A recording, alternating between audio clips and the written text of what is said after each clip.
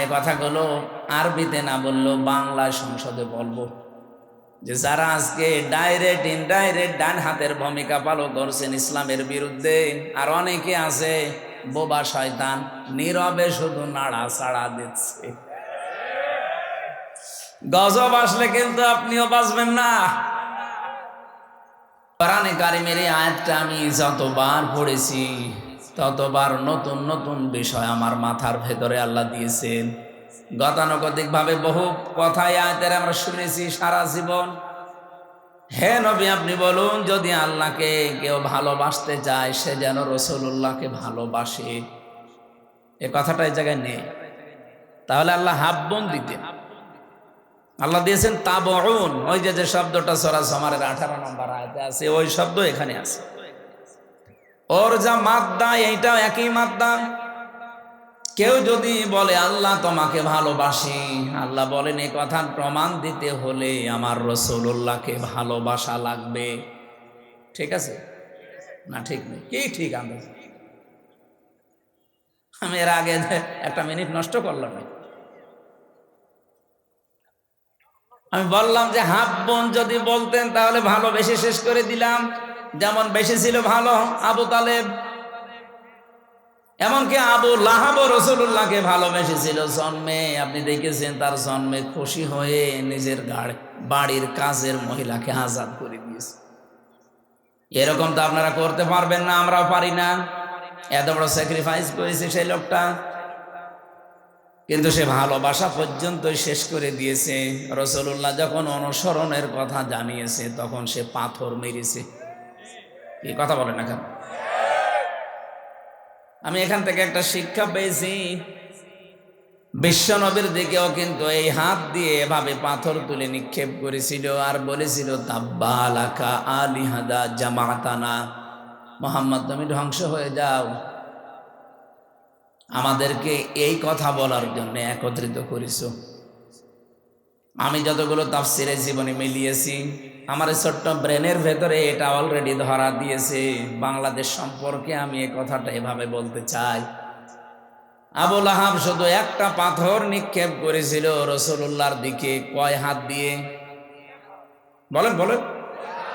ও কিন্তু এক হাত দিয়ে পাথর নিক্ষেপ করেছে, দুই হাত ব্যবহার করে নাই।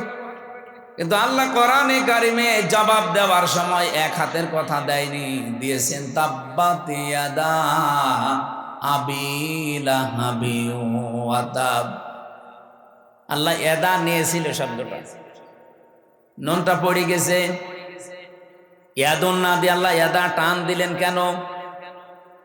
আমার প্রশ্ন, দুনিয়াতে যে যতটুকু অপরাধ করে তার অতটুকু শাস্তি দিলেই এটা ন্যায় বিচার হয়ে যায়। আল্লাহ তাআলা এখানে এক হাত ব্যবহার না করে দুই হাতের কথা জানিয়েছেন। এতটুকু আল্লাহ শেষ করে দেননি, অতাব্বা দিয়েছেন। ওর দুই হাত তো ধ্বংস হবে, এমনকি ওর নিজেও ধ্বংস হয়ে যাক। আল্লাহ বরদোয়া দিতে দিতে এমন পর্যায়ে গেছে, মা আগনা আনহু মালুহু ওয়া মা কাসাব। ও জীবনে যা অর্জন করেছিল ওর কোনো সম্পদ কাজে আসে নাই, এমনকি ওর লাশটা শেষ পর্যন্ত পচে নষ্ট হয়ে গেছে, মাটিও কেউ দিতে পারে না। শেষে ঠেলা দিয়ে গর্তের ভেতরে ফেলে পাথর দিয়ে চাপা দিয়েছে তার আত্মীয় স্বজনেরা। আপনি ভাবেন তো কোন পর্যায়ে তাকে পৌঁছিয়েছে। রাসূলুল্লাহর সাথে বেয়াদবি করে আর কি, সায়াসলা নারন যাতা লাহাব। এখানে আল্লাহ সিন দিয়ে আরম্ভ করলেন।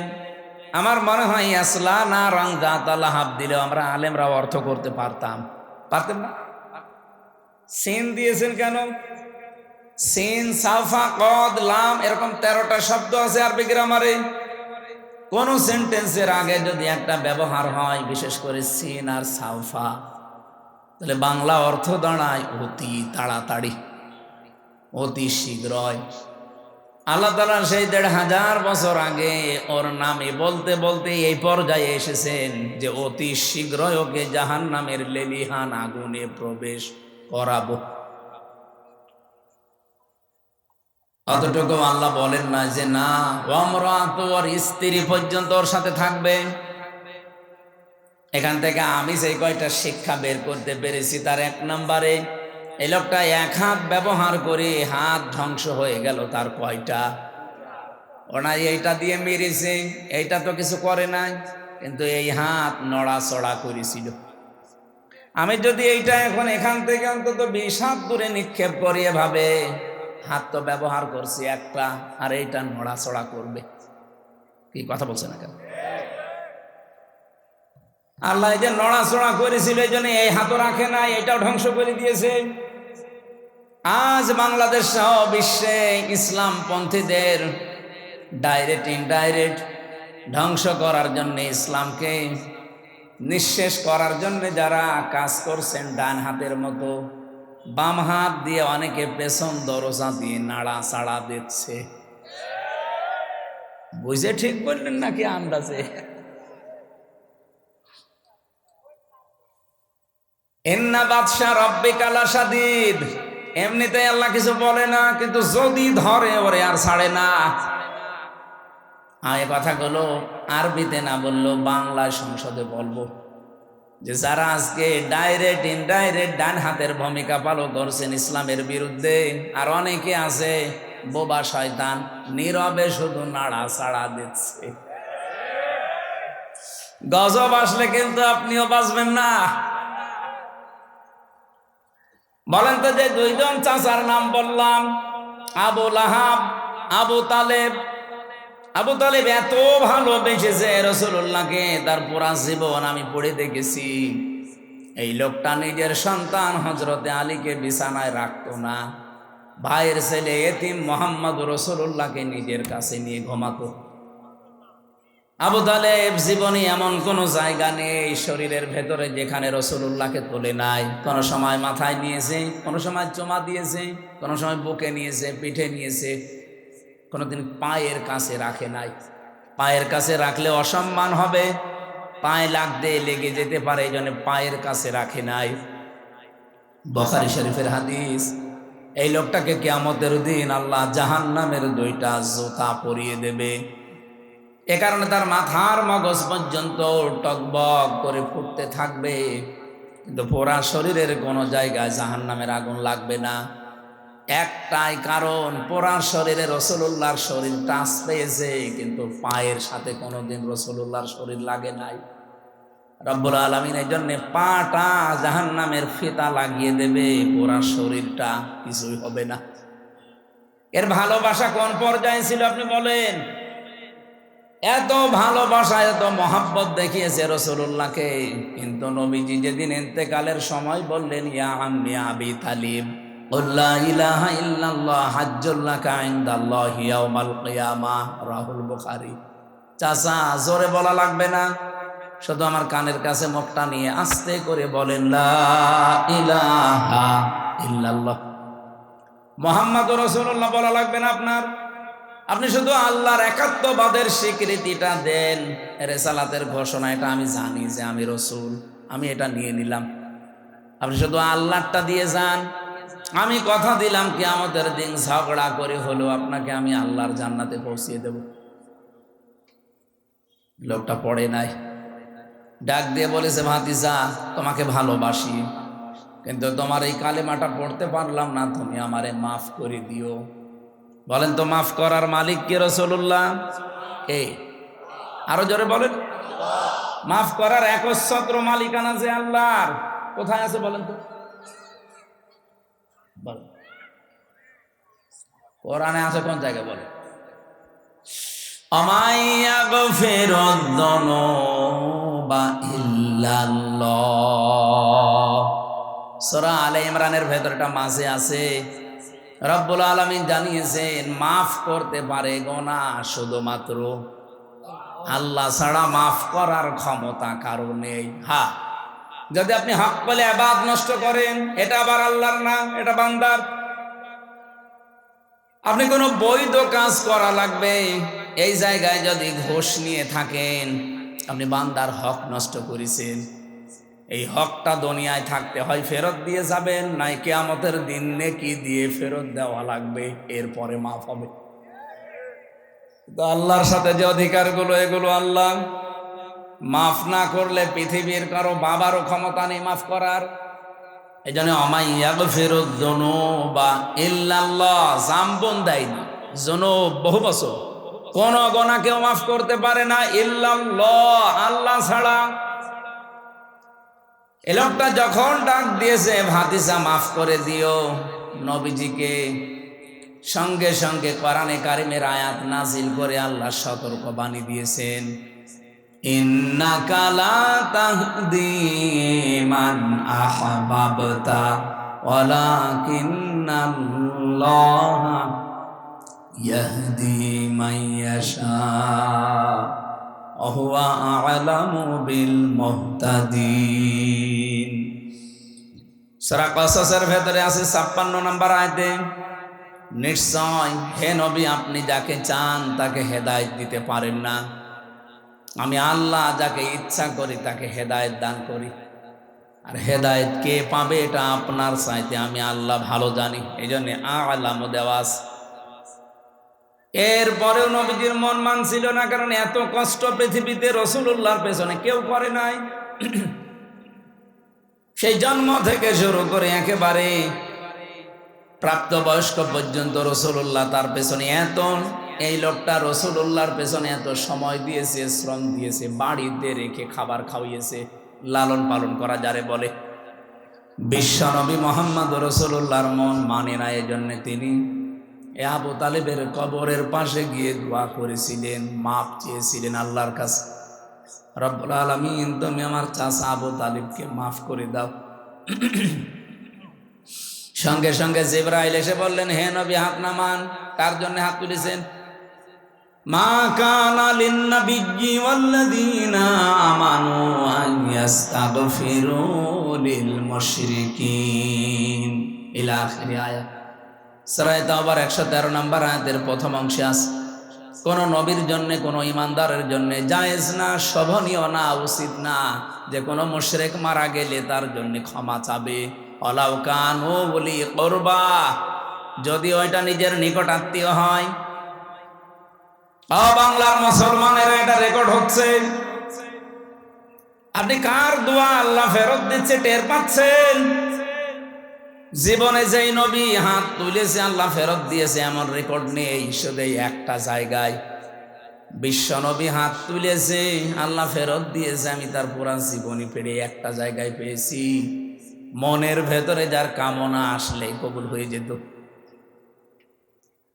মনের ভেতরে কামনা আসলে যার কবুল হয়ে যেত, সেই নবী হাত তুলে বসে আছে, আল্লাহ হাত ফেরত দিচ্ছে যে চাচা মুশরিক এই কারণে।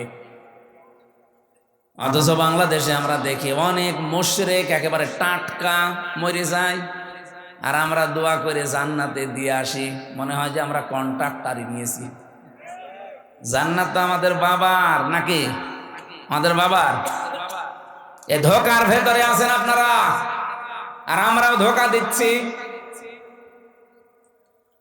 নবীজির মতো মানুষ যদি দোয়া করে দোয়া আল্লাহ ফেরত দেয় যে কবুল হবে না, চাচা মুশরিক, আপনার আত্মীয়তাতে কি হয়েছে?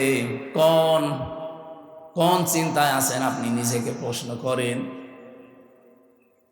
এত ভালোবাসা মহাব্বত দেখিয়েও লোকটা মাপ পায়নি, শুধুমাত্র তার জীবনে অনুসরণ ছিল না রাসূলুল্লাহর। আল্লাহ পাক এজন্য সূরা আলে ইমরানের 31 নম্বর আয়াতে জানিয়েছেন, যদি আল্লাহকে ভালোবাসি এ কথা প্রমাণ দিতে চাও, আমার রাসূলুল্লাহকে অনুসরণ করার মাধ্যমে দাও।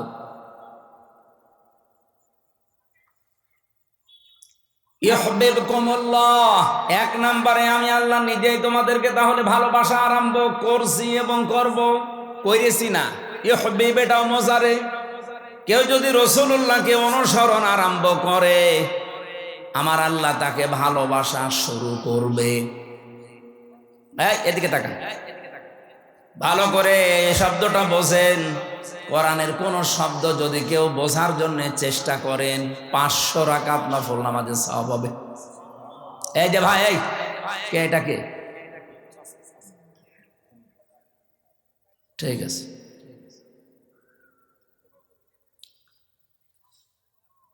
আল্লাহ পাক বলেন আমি যদি কাউকে ভালোবাসা আরম্ভ করি কয়েকটা পুরস্কার তাকে দেই।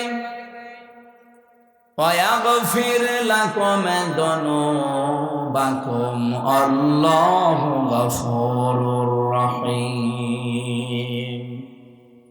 এক নম্বরে আমি আল্লাহ নিজে তাকে মাফ করে দিচ্ছি এবং দেব। গোনা কয়টা মাফ করব? আল্লাহ জামবন দিতে পারতেন, জামবানে দিতে পারতেন, দিয়েছেন জুনুব। একটা গোনাও তার বাকি থাকবে না। আর যখন থেকে রাসূলুল্লাহর অনুসরণ আরম্ভ করবে ওই দিন থেকে ওর জীবনের সব অপরাধ আমি আল্লাহ মাফ করে দেব। না মাফ করে দিয়েছি, দেব। নওগাঁ বগুড়াবাসী এবার বলেন তো, কেউ যদি রাসূলুল্লাহকে অনুসরণ আরম্ভ না করে আল্লাহ তাকে মাফ করবে, ভালোবাসা আরম্ভ করবে? বলেন বলেন। এই আয়াতটার ব্যাখ্যা পড়ে আমি যতটুকু বুঝলাম, এই পৃথিবীতে কেউ যদি রাসূলুল্লাহর অনুসরণ আরম্ভ না করে, ও যদি আকাশ দিয়ে উড়িয়েও যায়, আল্লাহ ওকে এখনো ভালোবাসা আরম্ভ করেনি। এখন আমার প্রশ্ন ভাই, এই যে অনুসরণটা এটা কি আংশিক না পূর্ণাঙ্গ? বলেন বলেন। বাংলাদেশে বহু মানুষ আমরা রাসূলুল্লাহ অনুসরণ করি ভালোবাসার মাধ্যমে, কিন্তু আংশিক। হয়তো টুপি দিয়ে, জব্বা দিয়ে, দাড়ি দিয়ে, পাগড়ি দিয়ে, দস্তরখানা বিছিয়ে খাবার খাওয়া, এই অনুসরণ আমাদের শেষ। জীবন কি এই শেষ না আরো আছে? আপনাকে তো অনুসরণ করা লাগবে পূর্ণাঙ্গ। এই পূর্ণাঙ্গ অনুসরণের কথাগুলো যখন আমরা বিস্তারিত বলতে চাই, তখন যারা ওই আংশিক অনুসরণ করে অভ্যস্ত তারা আমাদেরকে শত্রু মনে করে। আমার কথা মনে হয় বুঝে ফেলেছেন। না বোঝার ভান করে আছেন কারা? হাত তোলেন তো। আপনি এখনো বোঝেননি?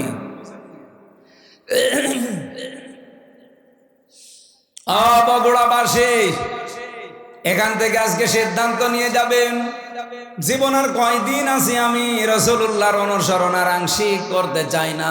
যত ঝড় ঝাপটা আসুক না কেন, অনুসরণ আমি করতে চাই পূর্ণাঙ্গ। কথা বলে না কেন? আর রাসূলুল্লাহকে অনুসরণ করতে হলে কোরআনে কারীমকে ইত্তেবা, অনুসরণ যেটা, ফায়াত্তাবিউনা আহসানা, এর ভেতরে যে উত্তম কথাগুলো আছে সেগুলো অনুসরণের মাধ্যমে প্রমাণ দেওয়া লাগবে। আল্লাহ পাক এই কথা বলে শেষ করেননি, আয়াতটা শেষ করলেন, উলাইকাল্লাযীনা হাদাহুমুল্লাহ, এই মানুষগুলোকে আমি আল্লাহ হেদায়েত দিচ্ছি এবং দেব। এখানে ফাইল বা কর্তা সরাসরি আল্লাহ নিজে। রব্বুল আলামিন বলেন আমি নিজে তাদেরকে হেদায়েত দেব। তাহলে আল্লাহর হেদায়েত পাওয়ার একটা শর্ত এখানে পেলাম। কোরআনে এখান থেকে আজকে যা শুনবেন, এটা আজকে থেকে জীবনে অনুসরণ করার সিদ্ধান্ত নিয়ে বাড়ি যাওয়া লাগবে। উলাইকা হুম উলুল আলবাব। তাহলে আল্লাহর দৃষ্টিতে আপনি বুদ্ধিমান, জ্ঞান সম্পন্ন, বুদ্ধিমান বলে বিবেচিত হবেন। আল্লাহ আমাকে সহ প্রত্যেককে আজকের তেলাওয়াতকৃত আয়াত থেকে মূল শিক্ষাগুলো নিয়ে বাড়ি যাওয়ার তৌফিক দেন, বলেন আমিন। দরুদ আর সালাম আমাদের নবী মুহাম্মদ রাসূলুল্লাহ সাল্লাল্লাহু আলাইহি ওয়াসাল্লামের প্রতি। আমি তেলাওয়াত করেছি আপনাদের অনেকের পরিচিত সূরা লোকমানের 12 নম্বর আয়াত। 34টা আয়াত আছে, 4টা রুকু আছে, মক্কায় নাজিল হয়েছে। একটা মাত্র আয়াতের উপরে আমাদের আজকের কথা হবে ইনশাআল্লাহ। এই পৃথিবীতে যত জ্ঞানী বান্দাদের নাম আমরা শুনেছি, তাদের ভেতরে অন্যতম একজন মানুষ লোকমান। আমি তার জীবনী পড়তে গিয়ে পেয়েছিলাম, ইবনে কাসির বর্ণনা দিচ্ছে এই পৃথিবীতে 3 জন কালো মানুষের নাম পাওয়া যায়। একজন হযরতে ওমরের খাদেম ছিলেন, মাহজা। 2 নম্বরে হযরতে বেলাল রাদিয়াল্লাহু তাআলা আনহু। 3 নম্বরে লোকমান আলাইহিস সালাম। চেহারা এত কালো, আমরা তো বুঝবো কালো বললে কি কাক অথবা হাড়ির তলা অথবা এই যে মাইক্রো, এ তো কি কালো। এর চাইতে হযরতে লোকমান আলাইহিস সালাম আরো কালো ছিলেন।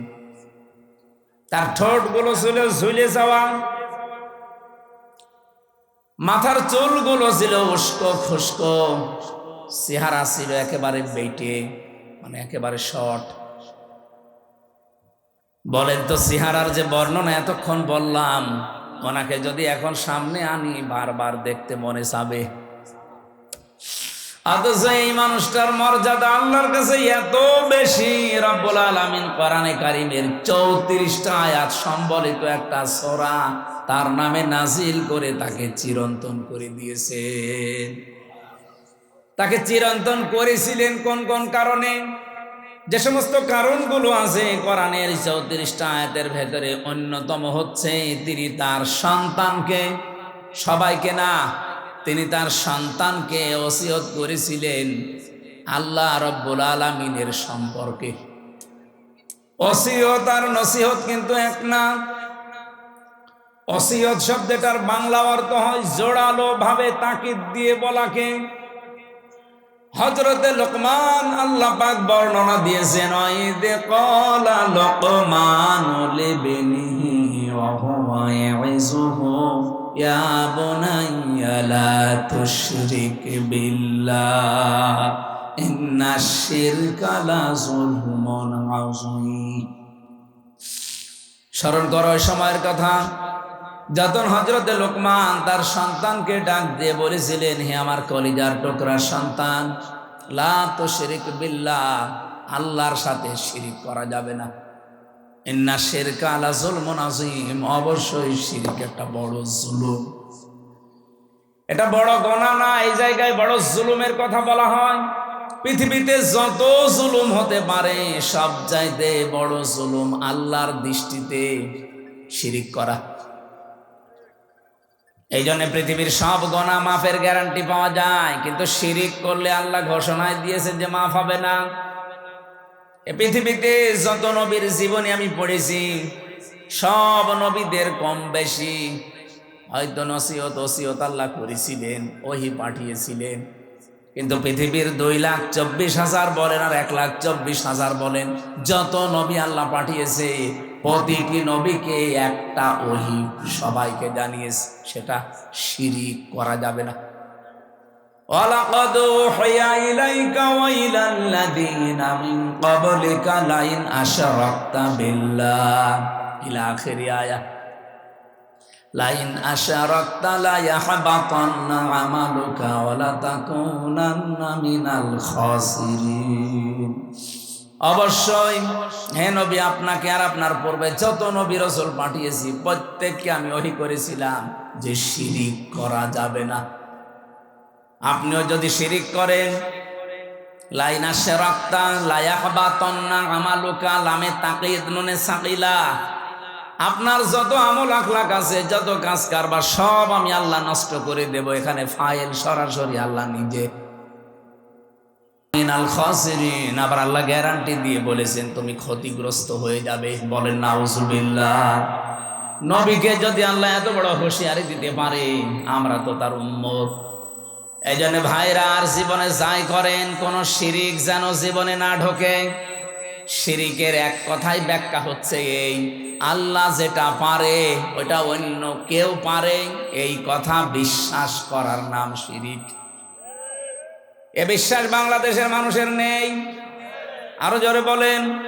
কত মানুষ হেলায় খেলায় হোক, জেনে হোক না জেনে হোক, বলে ফেলছে যে ক্ষমতায় দেওয়ার মালিকও জনগণ, নামানোর মালিকও জনগণ। এটা যে প্রকাশ্য শিরিক, আপনারা কি বিশ্বাস করেন? শিরিক যে লোকটা করে সে লোকটা মুশরিক। সে লোকটা কি? আরো জোরে বলেন। ইন্নাহু মাইয়ুশরিক বিল্লাহ ফাকাদ হারামাল্লাহু আলাইহিল জান্নাহ। কোন মানুষ যদি শিরিক করে আমার আল্লাহ তাকে মাফ করবে না, গ্যারান্টি দিয়ে দিয়েছেন, ঘোষণা। তার 1 নাম্বার শাস্তি জাহান্নাম, তার জন্য ওয়াজিব, আর জান্নাত হারাম। আমালিজ জালিমিনা মিন আনসার, এমনকি তাকে সাহায্যকারীও কাউকে পাওয়া যাবে না। বগুড়াবাসী আমি খুব চিন্তায় থাকি এই শব্দগুলো নিয়ে। বহু মানুষের জীবনে নামাজ, রোজা, হজ, যাকাত, পর্দা এগুলো আমরা পাচ্ছি, কিন্তু শিরিক রন্ধ্রে রন্ধ্রে ঢুকে আমাদের সব আমলগুলো অলরেডি নষ্ট করে ফেলছে। আহ্বান জানাচ্ছি, যাই করেন হিসাব নিকাশ করে, শিরিক যেন জীবনে না ঢোকে আমাদের।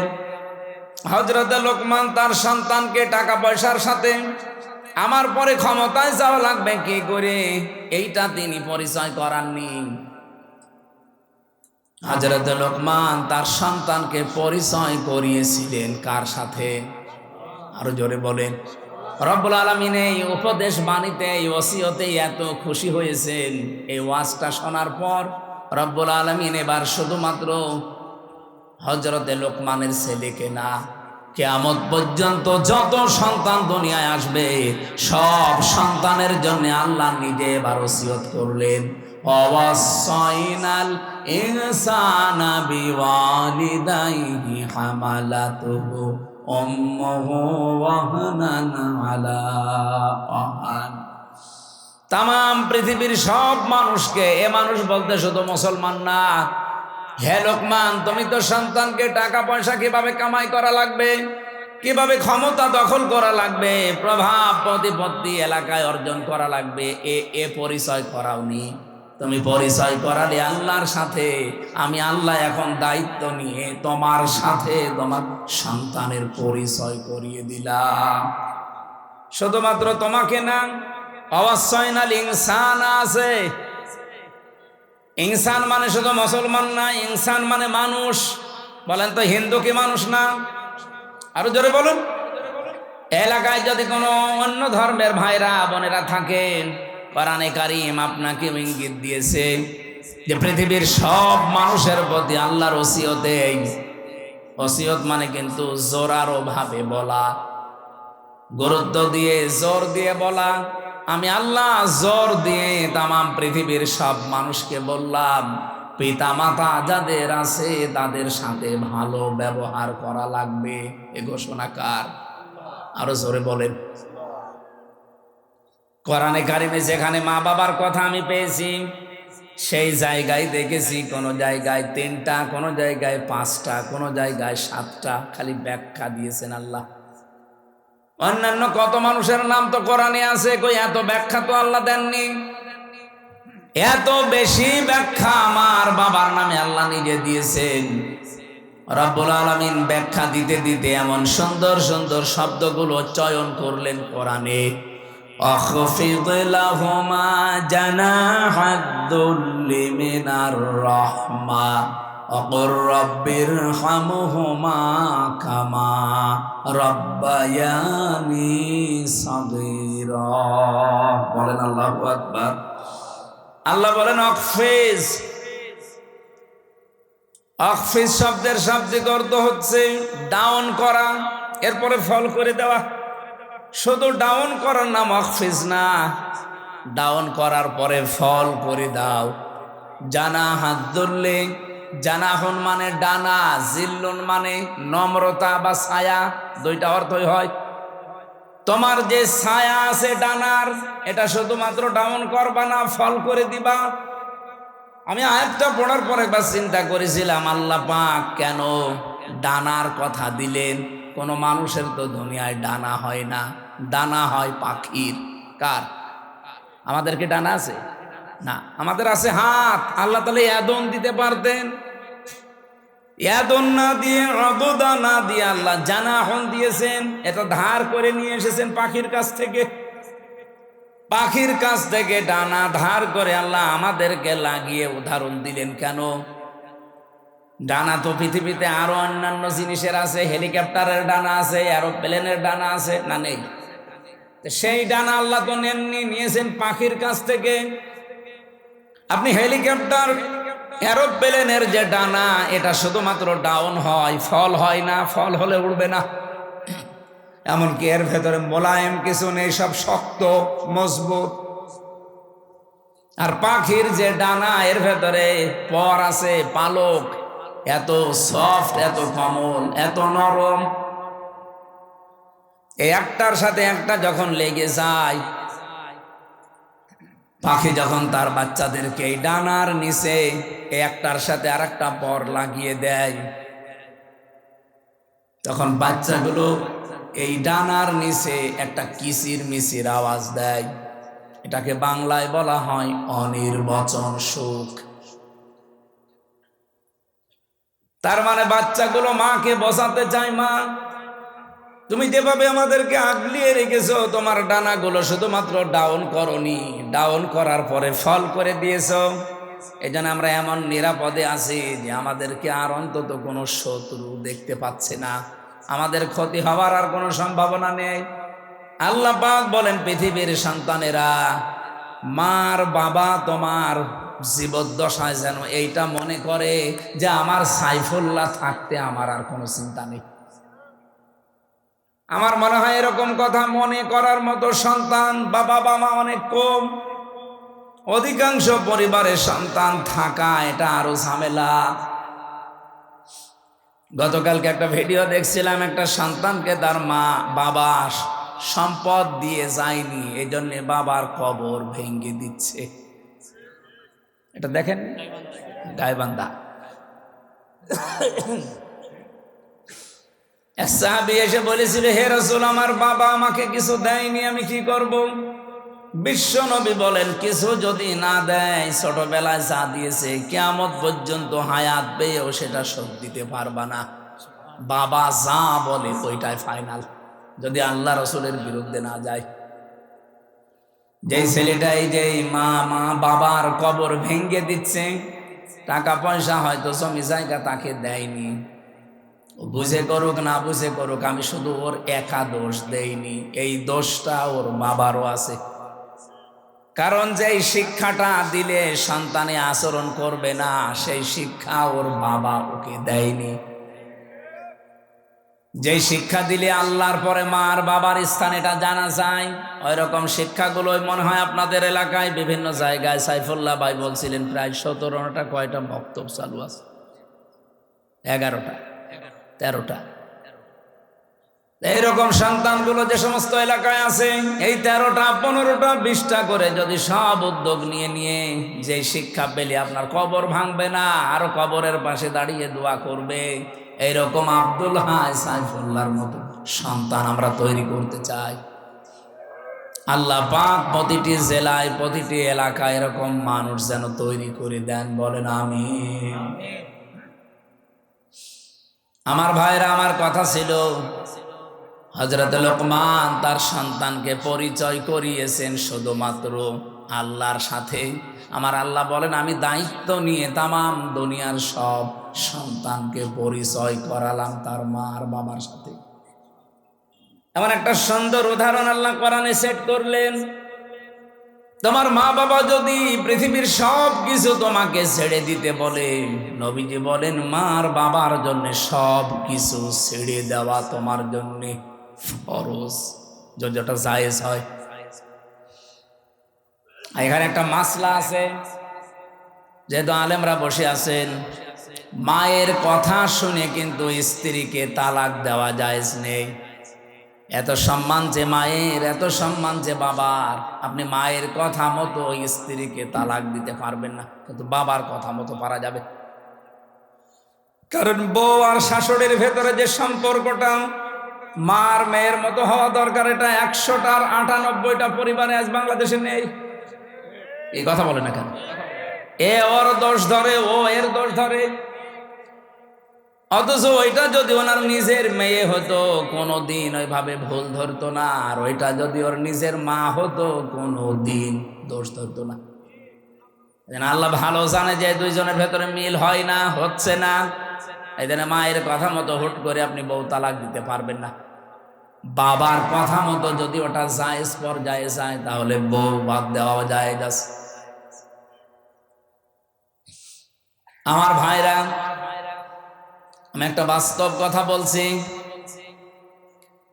আজ বাংলাদেশের আমার যতটুকু ধারণা আমি দেখি এবং শুনি, এদেশের আজ 100টা পরিবারের 90টা পরিবারে শান্তি নেই, শুধুমাত্র বউ আর শাশুড়ির এই ছোট মনের কারণে। আমরা আহ্বান জানাবো, মেয়েরা যারা এসেছেন, আপনাদের মনটা আপনারা উদার করবেন। কয়দিন থাকবেন এই দুনিয়াতে?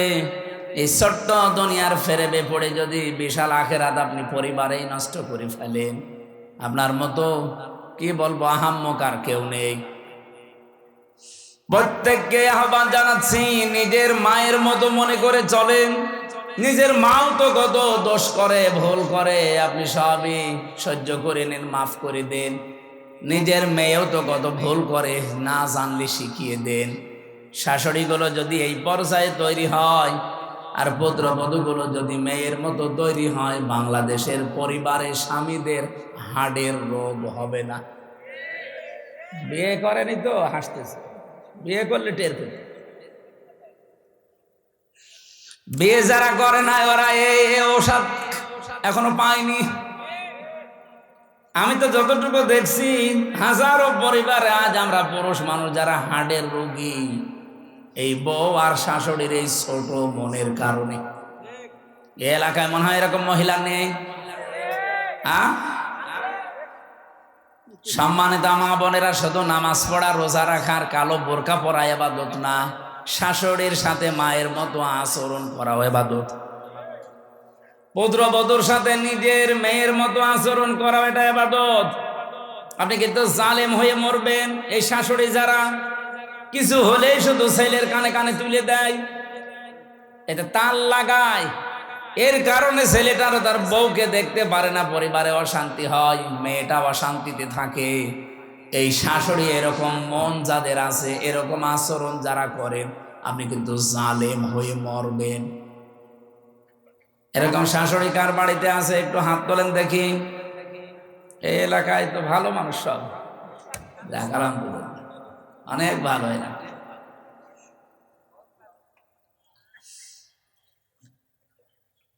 আমি কোরআনে কারিমের এই যে ব্যাখ্যামূলক আয়াতগুলো যখন পড়ি, আমার মনে হয় আল্লাহ তুমি কি বললে আর আমাদের পরিবারে কি চলছে। মায়ের কষ্টের কথাগুলো আল্লাহ আয়াতের পরবর্তীতে তুলে ধরেছেন। হামালাতুহুম ওয়াহানান আলা ওয়াহনি ওয়া ফিসালুহু ফি আমাইনি আনিশকুর লি ওয়া লিওয়ালিদাইকা ইলাইয়াল মাসির। আল্লাহ বলেন, এত কষ্ট করে মা তোমাকে পেটে বহন করে। আমি এই হামালাতুহুম ওয়াহানানের ব্যাখ্যা পড়েছি। একটা মা পৃথিবীর জমিনে একটা সন্তানকে ডেলিভারি দেওয়ার সময় 57 ইউনিট কষ্ট সহ্য করে। বিজ্ঞানী আয়াতের ব্যাখ্যা করতে গিয়ে জানিয়েছে, এই পৃথিবীর যত শক্তিশালী মানুষ হোক, এমনকি যদি ডোনাল্ড ট্রাম্প হয়, ও সর্বোচ্চ 47 না 45 ইউনিট কষ্ট সহ্য করতে পারবে। 45 ইউনিটের বেশি কষ্ট দিলে ডোনাল্ড ট্রাম্প মরে যাবে। কিন্তু একটা মা আপনাকে আমাকে পৃথিবীর এই মুখ দেখাতে গিয়ে ডেলিভারির সময় 57 ইউনিট কষ্ট সহ্য অলরেডি করেছে। এই কষ্ট সহ্য করার সময় সে সিদ্ধান্ত নিয়ে ফেলেছিল যে এই পৃথিবীতে যদি এই আমির হামজা, এ গোলাম রব্বানি, এ আকরাম এ সুন্দরভাবে খালাস হয়ে যায়, তাহলে জীবনে আর স্বামীর কাছে যাব না। কিন্তু আমির হামজা যখন দুনিয়ায় আসে, আকরাম যখন দুনিয়ায় এসে যায়, আকরামের হামজার চেহারা দেখার পরে এই যে কষ্টটা 10 মাস 10 দিনের ডেলিভারির, আল্লাহ বলেন সব আমি মুছে ফেলে দেই। আমরা যারা সন্তান আছি, আমাদেরকে যেহেতু পরিচয় আল্লাহ করিয়ে দিচ্ছেন মার বাবার সাথে, এই পৃথিবীতে আমরা জানি আল্লাহ পাক বাদে কারো আইন মানা জায়েজ। ওয়াকাদা রাব্বুকা আল্লা তা'বুদু ইল্লা ইয়্যাহু ওয়া বিল ওয়ালিদাইনি ইহসানা। আল্লাহর আইন মানা কি? সবাই বলেন। আর মা বাবার আইন মানা না, না ফরজ না। মা বাবার আইন মানা ফরজ না। ওয়া বিল ওয়ালিদাইনি ইহসানা, মা বাবার সেবা করা ফরজ। আর যার মা বাবা তার সেবা করা ফরজ। কথা বোঝা গেছে? যার মা বাবা, সে নারী হোক আর পুরুষ হোক, তার সেবা করা ফরজ। অন্য কেউ যদি না করে তার গুনাহ হবে না। হ্যাঁ, সে যদি দায়িত্ব পালন করে তাহলে তার সওয়াব হবে। অনেক শ্বশুর আছে, শাশুড়ি আছে, আন্দাজে মন খারাপ করে, হ্যাঁ ইসলামী মাইন্ডের পরিবার থেকে বৌমা নিয়ে আসলাম, আমার খেদমত করে না। আরে বৌমা আপনার খেদমত করবে কোথায় পেয়েছেন আপনি? আপনার খেদমত যদি করা দায়িত্ব হয়ে থাকে, ফরজ হয়ে থাকে, এটা আপনার সন্তানের। তো ঠিক বললে তো হচ্ছে না, কারণ বহু সন্তান আমরা চাই। আমি আছি, রব্বানি আছে, আব্দুল হাই আছে, হাজারো সন্তান আমরা চাই আমার মা বাবার যে সম্মান আমরা তো জানি, তাদের সেবা করা, তাদের খেদমত করা। কিন্তু অধিকাংশ পরিবারে আমরা পারি না আমাদের বউর কারণে। কি কথা বললেন না কেন? এটা তো রেকর্ড হচ্ছে, আমার ম্যাডামও মনে হয় শুনবে, শুনুক, আমার আর কোনো ভয় নেই। মানে এখন আমরা এমপি তো ভয়। আমি চাই তারাও যেন অন্তত এটা মেনে নিতে পারে। আমরা অধিকাংশ মানুষ আজ হার্টের রোগী হয়ে যাচ্ছি, হার্ট অ্যাটাক করে মানুষ মরতেছে। মির্জা আব্বাস এখন আছে, কি হবে আল্লাহ জানে, মরে যেন না যায়। অন্তত জীবনের একটা আশা যে মাননীয় স্পিকার এ কথা বলবে। এখন তো সিঙ্গাপুরে যে অবস্থা, যদি মরে যায় ওখানে তো আবার সে পাটোয়ারি চলে আসতে পারে।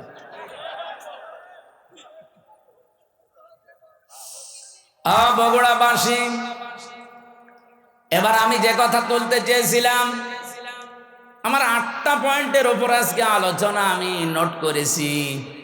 রব্বুল আলামিন যে 3জন কালো মানুষের নাম বললাম তাফসিরে, এটা মারিফুল কোরআনে পাবেন। এই 3জন কালো মানুষের ভেতরে হযরতে লোকমান একজন। আল্লাহ পাক বলেন, আমি আল্লাহ তার মর্যাদা এত বেশি বাড়িয়েছি কেন জানো? ওয়ালাকাদ আতাইনা লোকমানাল হিকমাতা, অবশ্যই আমি লোকমানকে জ্ঞান দিয়েছিলাম, হিকমা দিয়েছিলাম, আর তাকে এই কথা বলে দিয়েছিলাম, আনিশ করলি ওয়ামা ইয়াশকুর ফাইন্নামা ইয়াশকুরু লিনাফসি, আনিশ করলিল্লাহ, যে আমি আল্লাহর শুকরিয়া আদায় করো, কৃতজ্ঞ হও। যে ব্যক্তি আল্লাহর শুকরিয়া আদায় করে সে যেন নিজের জন্যই করে। ওমান কাফারা ফাইন্নাল্লাহা গনিয়্যুন হামিদ, কোন মানুষ যদি পৃথিবীতে আল্লাহর শুকরিয়া আদায় না করে, কুফরি করে, অকৃতজ্ঞ হয়ে যায়, সে যেন মনে রাখে আমার আল্লাহ মুকাফেকিহীন, প্রশংসিত। এটা আমরা তেলাওয়াতকৃত আয়াতের বাংলা অর্থ ছিল। এবার আমি যে আয়াত থেকে যা পেয়েছি এগুলো ডেলিভারি দিতে চাই, নাকি চলে যাবেন? থাকবেন তো ইনশাল্লাহ? হযরতে লোকমান বলেন, ইন্নী খাদামতু, অবশ্যই আমি খেদমত করেছি, আলাফ আরবাআতা আলাফিম মিনাল আম্বিয়া, এই পৃথিবীতে 4000 নবীর খেদমত আমি করেছি। কত? খুব ভালো করে শুনবেন, 4000 নবীর আমি খেদমত করেছি। হাসালতু মিনহুম, তাদের কাছে আমি হাসিল করেছি, পেয়েছি এই 4000 নবীর খেদমত করতে গিয়ে সামানিয়াতা আশিয়া, 8টা জিনিস আমি তাদের কাছে পেয়েছি। তাহলে আজকের যে ওয়াজটা, এটা 1টা 2টা 3টা নবীর না, 4000 নবীর খেদমত করে তাদের কাছে হাসিল করা জিনিস। হযরত লোকমান বলেন, আমি 4000 নবীর খেদমত করেছি, তাদের কাছে যা যা পেয়েছি তার মধ্যে 8টা জিনিস আমার কাছে অন্যতম। এই 8টা জিনিস আমি চাই পৃথিবী যতদিন থাকবে মানুষেরা এই 8টা জিনিস যেন অর্জন করে। বলেন সুবহানাল্লাহ। আমি আপনাদেরকে, আমি সহ প্রত্যেকে যেন অর্জন করতে পারি।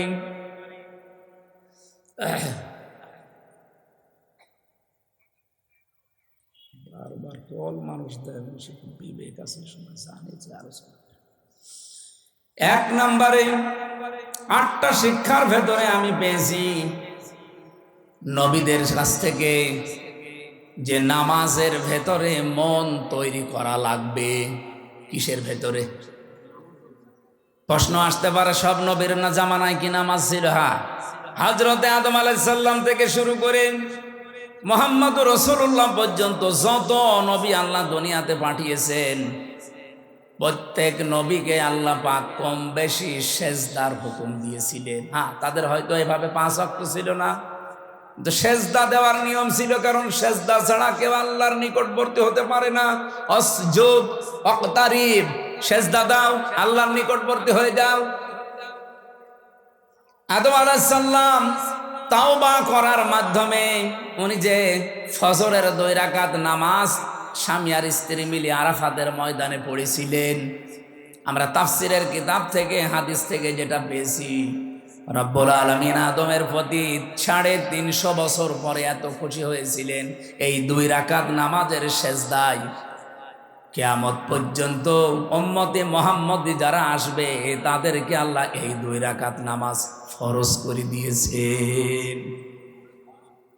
ওই দিন হযরত আদম আলাইহিস সালাম যে দোয়া করেছিলেন, এই দোয়াটা আল্লাহর কাছে এত বেশি পছন্দনীয়, এত বেশি ভালো লেগেছে, আল্লাহ ডাক দিয়ে বলেছিলেন, আদম, কিয়ামত পর্যন্ত তোমার সন্তানাদি যারা আসবে তারাও যদি কোনো ভুল করে অপরাধ করে এই দোয়াটা পড়ে আমি আল্লাহ তোমার মতো সন্তানদেরকেও মাফ করে দেব।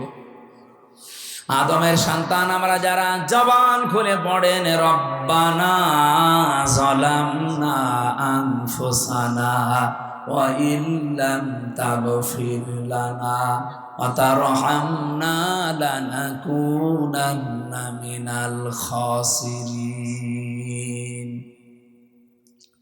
ফজরের নামাজের যে 2 রাকাত, এটা আদম আলাইহিস সালাম থেকে পাওয়া। জোহরের নামাজের যে 4 রাকাত হযরত ইব্রাহিম আলাইহিস সালাম থেকে পাওয়া।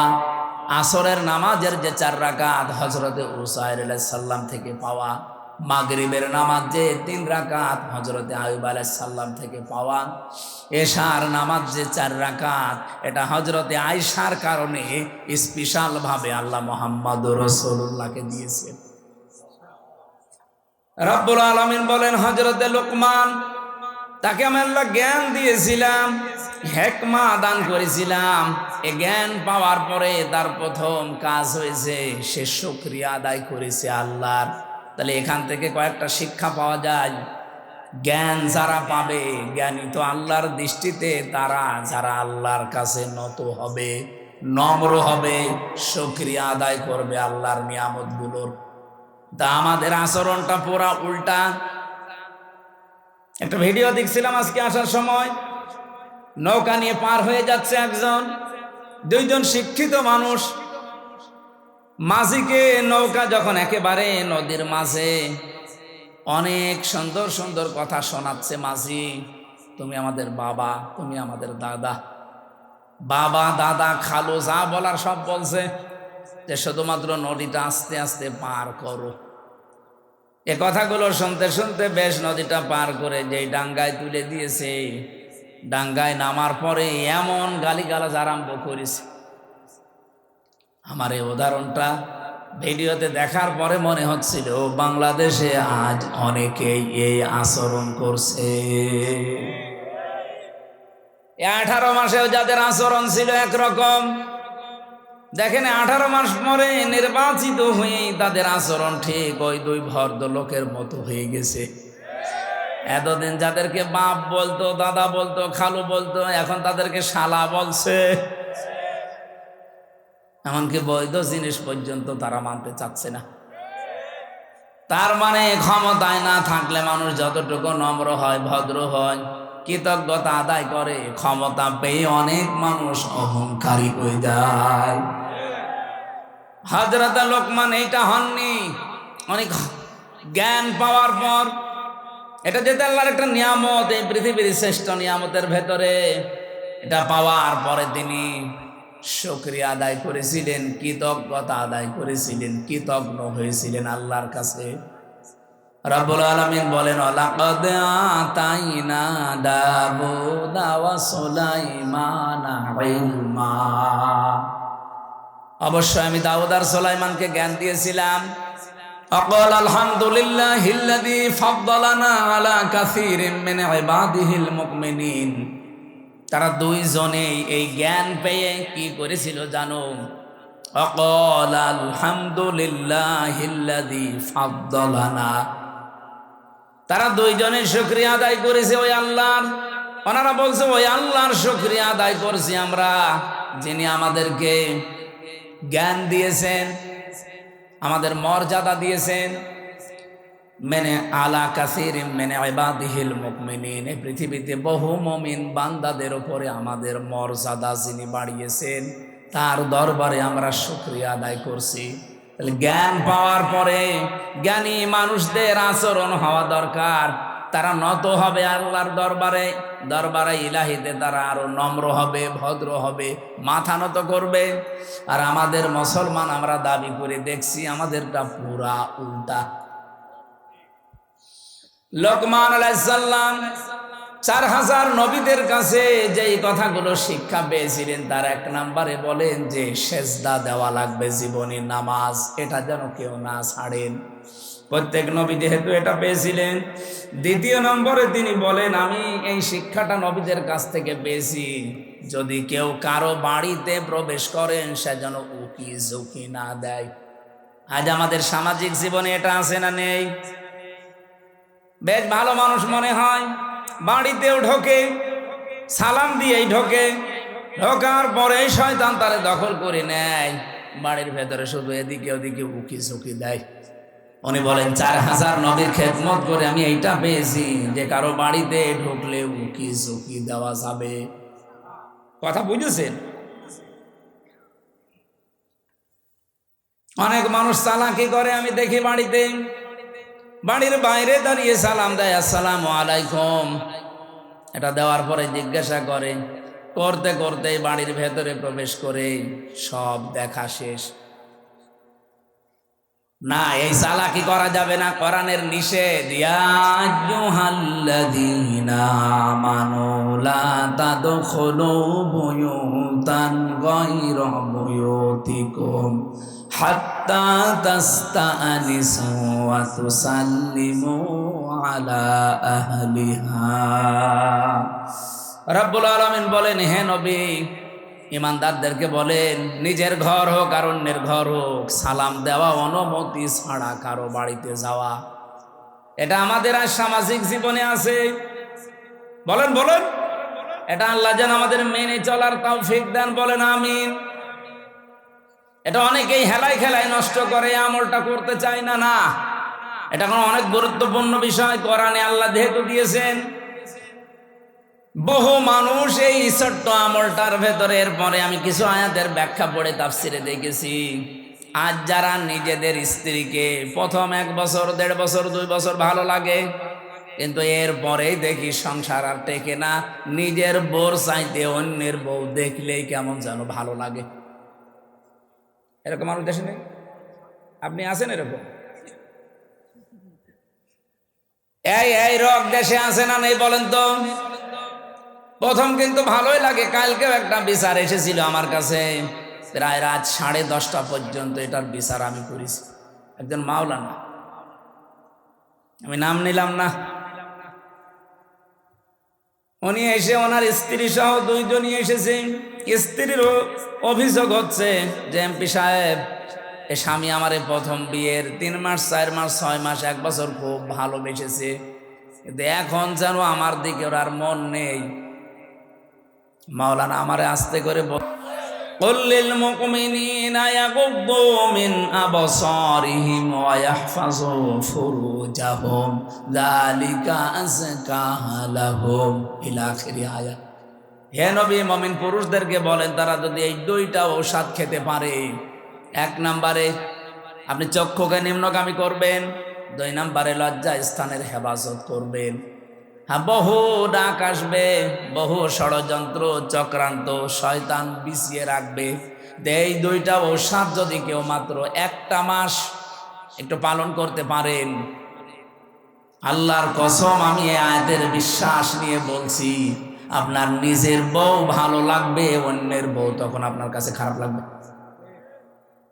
1টা মাস একটু করে দেখেন, চক্ষুকে নিম্নগামী করবেন, যেটা দেখা যায় না ওটা দেখবেন না, আর নিজের লজ্জা স্থানটা একটু বাঁচিয়ে রাখেন। 1 মাস 6 মাস 1 বছর না, 1 মাস যদি এভাবে একটু কন্টিনিউয়াস করা যায়, আল্লাহর সাহায্য আসবে। তখন আর এই হাজারো পরিবারে যে সংসার আজ ভেঙে যাচ্ছে, এইটাও বন্ধ হবে। এখানে যারা এরকম রোগী আমরা আছি, আমরা যেন রোগ মুক্ত হতে পারি, আল্লাহ তৌফিক দেন, বলেন আমিন।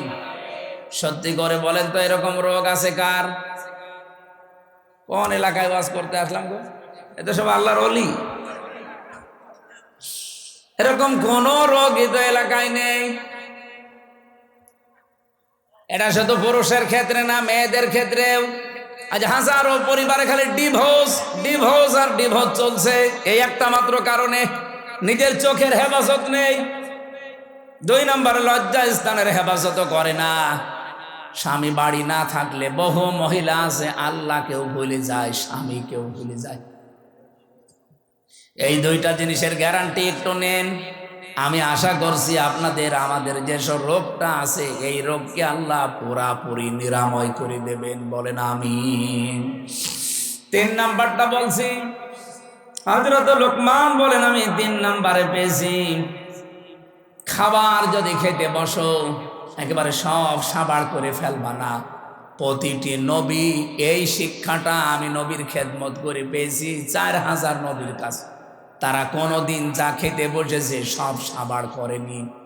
এই জন্য প্রত্যেক নবীর বুক ছিল বড় আর পেট ছিল ছোট। আমরা এমন উম্মত, আমাদের কোনো বুক নেই, শুধু পেট।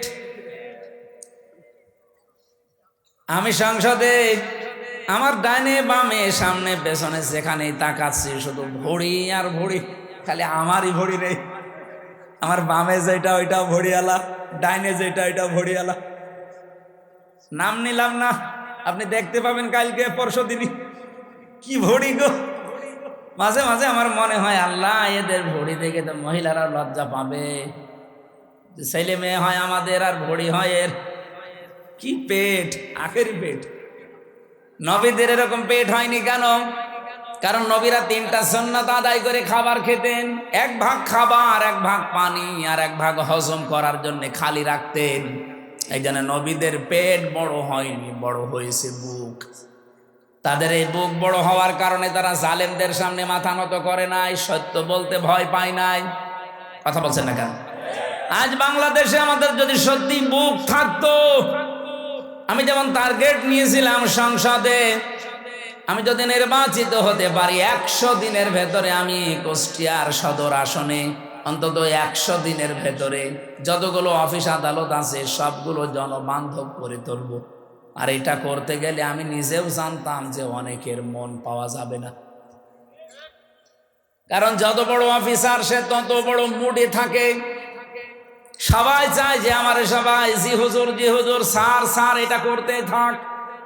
চেয়েছিলাম যে ডিসি এসপি টিওনো ওসি সিভিল সার্জন সহ সরকারি যত প্রতিষ্ঠান আছে এগুলো যেন জনবান্ধব হয়, মানুষ যেন সেখানে যে ভয় না পায়। এই ভয় দূর করার জন্য খালি বারবার এখানে মানুষের সম্পৃক্ততা বাড়ানোর চেষ্টা করলাম। যেই কয়টা জিনিসে হাত দিলাম দেখি না শত্রু হয়ে গেছে। আমি নাম ধরেই বলছি, কুষ্টিয়ার এখন যারা দায়িত্বে আছে এই মানুষগুলো এখন আর আমাকে দেখতে পারছে না, কারণ এদের আতে অলরেডি ঘা লেগে গেছে। হাসপাতালে হাত দিলাম, হাসপাতালের যারা দায়িত্বে আছে এরা এখন আর রাজি না। প্রথম বলতো যে হ্যাঁ খুব ভালো কাজ হচ্ছে। বাজারটা মনিটরিং করার জন্য এত অত্যাচার করে মানুষেরা। ম্যাজিস্ট্রেট নিয়ে একদিন গিয়ে দেখলাম 670 টাকা দিয়ে 570 টাকা দিয়ে মুরগি, দেশি মুরগি কিনেছে আর বিক্রি করছে 650 টাকা। ম্যাজিস্ট্রেটকে বললাম দেখেন তো সর্বোচ্চ লাভ করার কি আছে? উনি বলছে 18 থেকে 20 টাকা। একটা জিনিসে আপনি সর্বোচ্চ 18 থেকে 20 টাকা লাভ করতে পারবেন, আর ও লাভ করছে 1 কেজিতে 80 টাকা। বলতে গেলাম আমি কালার হয়ে গেছি। বলছে এইটা এমপির কাজ না। মাদকের ওখানে গিয়ে 27 জনের লিস্ট করলাম পুরা কুষ্টিয়ার ওই পাড়াতে, যে এদের দ্বারা সমাজ পরিবার ধ্বংস হয়ে যাচ্ছে। ও আল্লাহ, পরে দেখি যাদের কাছে নালিশ দিয়েছি সেই তাদের কাছে টাকা খায়। ওরা রাতের বেলা এসে আমারে বলছে হুজুর আপনি আমাদের নাম পাঠিয়েছেন থানায়, ও থানার বাবুরে ডাকেন। ওদের রাতের বেলা সিভিল পোশাকে এসে মাল নিয়ে যায়। আমি নালিশ দেবো কার কাছে? এখন তাদের কাছেও খারাপ যে হ্যাঁ এইটাও এমপির কাজ না। হাসপাতালে কাজ নেই, বাজারে কাজ নেই, মাদকে আমার কাজ নেই, আমার কাজ কোথায়? খালি বসে বসে জিকির করব। এই মানুষগুলো এখন শত্রু হয়ে যাচ্ছে। যে লোকটা একটু বন্ধু মতো ছিল সাবেক ডিসি, তারে অলরেডি শত্রুতা করে তাড়িয়ে দিয়েছে, কুষ্টিয়া থেকে বদলি করে দিয়েছে। এত বড় অপরাধ করার পরও কোনো অনুশোচনা তাদের নেই। এই মানুষগুলো বুক উঁচু করে মাইকের সামনে বলে আমাদের কথা শোনে না, এই জন্যে তাকে আমরা বদলি করে দিয়েছি। লজ্জা। আমি ওই দিন স্ট্যাটাস দিয়েছিলাম যে সৎ, যোগ্য এবং ভালো মানুষের কদর বাংলাদেশে নেই। যে যত বড় দুর্নীতিবাজ সে এই দেশের তত বড় হিরো। দেশের একেবারে 12টা বাজিয়ে দিচ্ছে যারা, তারাই নাকি এই দেশের এখন সর্বোচ্চ জায়গায়। আমার ভাইরা, আমি যে সিদ্ধান্ত নিয়েছিলাম এগুলো আমি পালন করবই, কারণ আমি কোরআনে কারিম থেকে এটা জানি, দুনিয়ার সবাই যদি আমার শত্রু হয়ে যায়, আমি যে বুক বড় করেছি, বুক মানে এই বড় বুক এইটার বলে না, এ বুকের ভেতরে আল্লাহ যে সৎ সাহস দিয়েছে, আমার কুষ্টিয়ার যারা দায়িত্বে আছে এরা কেন সারা পৃথিবী আমার বিরুদ্ধে চলে গেলেও ডন্ট কেয়ার, কিছু মনে করি না।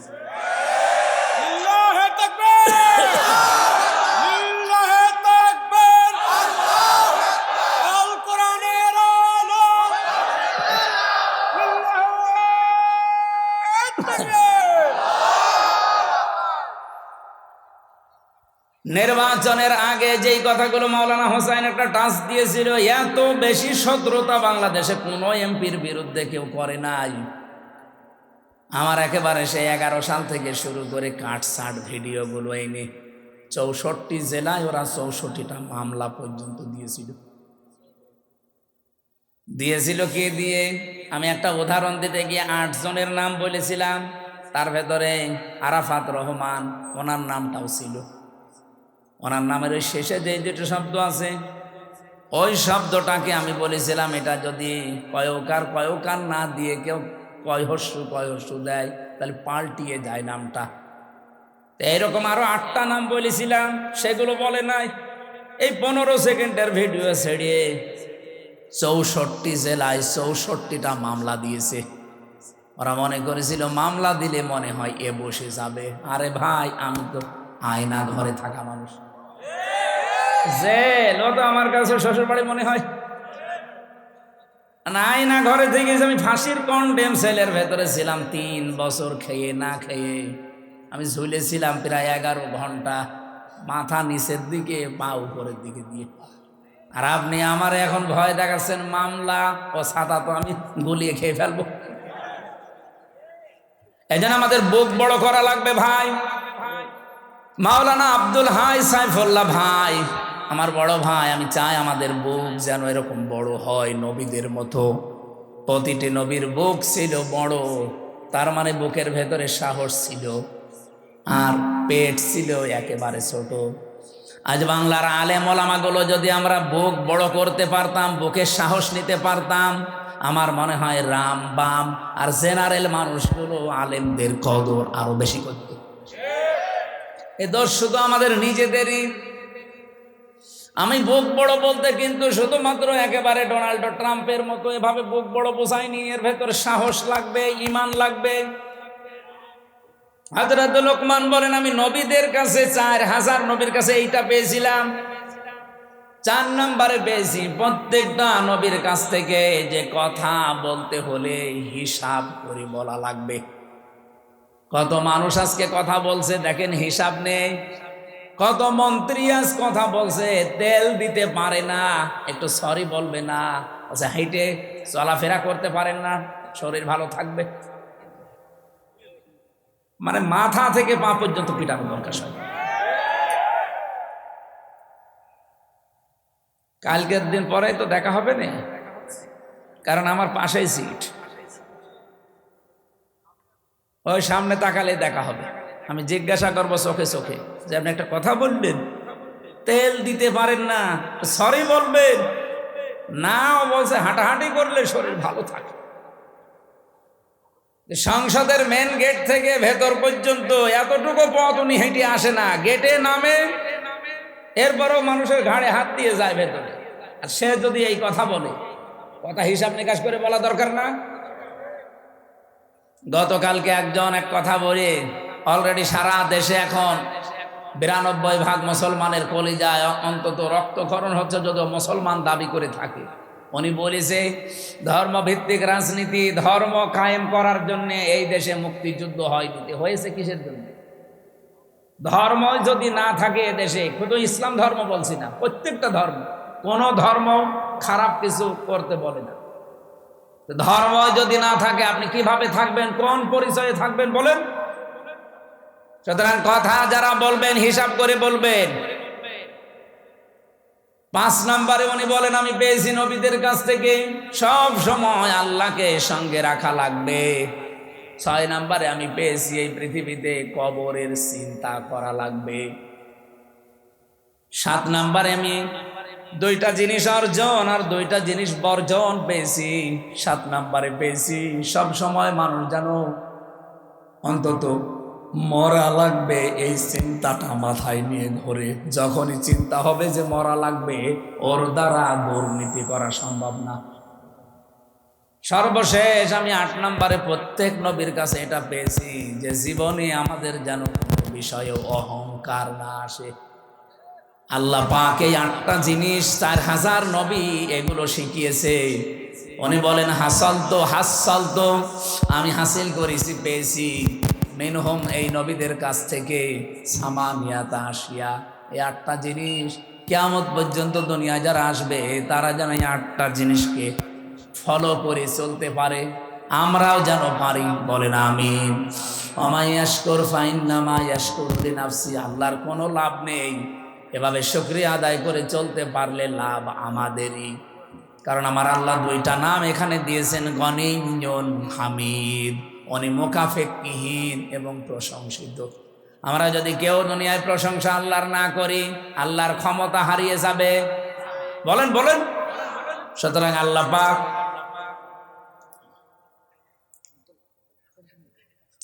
সম্মানিত উপস্থিতি, মাহফিলের আজীবন দাতা সদস্য করার জন্য ওনারা আপনাদের আহ্বান জানিয়েছেন। সর্বনিম্ন 1000 টাকা। এটা যেহেতু কিয়ামত পর্যন্ত অন্তত আশা করছে চলবে। ওনারা আর কয়দিন, ওনারা নাই মুরব্বী নাই আর 20 বছর, সাইফুল্লাহ ভাই নাই আর 50 বছর, এরপরেও তো চলবে। এটা না চলবে না, কিয়ামত পর্যন্ত আশা করছে এটা চলবে। যারা আপনাদের পরবর্তী প্রজন্ম আসবে তারা যেন এই দাতা হয়ে থাকে। আমরাও বিভিন্ন জায়গায় অলরেডি দাতা হয়ে আছি, আমার যতটুকু সামর্থ্য আছে। আপনারা সর্বনিম্ন 1000 টাকা করে, আমার মনে হয় যদি 313 জনের একটা টার্গেট আছে না, ওই রকম থাকলে 3 লাখ 3.5 লাখ টাকা এমনি উঠে যাবে। আপনারা এই কাজটা করে যাবেন এখানে যারা আছেন, যদি পারেন। এখন তো রাত 12টা বাজে, এখন আর মোবাইল নাম্বারটা দিয়েছেন মাওলানার কাছে, অথবা মসজিদে যারা বসে আছে ওনাদের কাছে দিয়ে যাবেন। আল্লাহ আমাদের তৌফিক দিন, ভালো কাজে সাহায্য করেন। আল্লাহুম্মা আমিন। রব্বানা যালামনা আনফুসানা ওয়া ইল্লাম তাগফির লানা ওয়া তারহামনা লানাকুনান্না মিনাল খাসিরিন।